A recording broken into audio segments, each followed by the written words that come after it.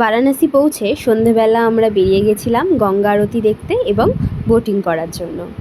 সেখানে আমরা বারাণসীর যে ঘাটগুলো ছিল সেগুলো আমরা সন্ধেবেলা বোটিংয়ের মাধ্যমে দেখলাম।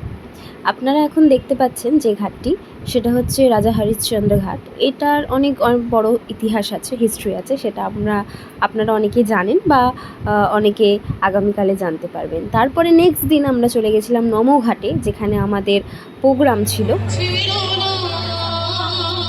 এটা হচ্ছে আমাদের প্রোগ্রাম স্পট।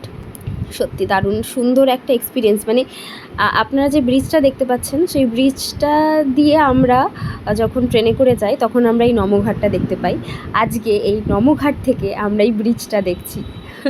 দারুণ একটা মুহূর্ত, মানে দারুণ একটা এক্সপিরিয়েন্স। আর যখন আমরা ফিরছিলাম না, তখন এই ব্রিজটা থেকে আবার আমরা নমোঘাটটা দেখছিলাম। তখন মনে হচ্ছিলো এই তো এইখানে আমরা প্রোগ্রাম করেছি। নাও টাইম টু আওয়ার পারফরমেন্স।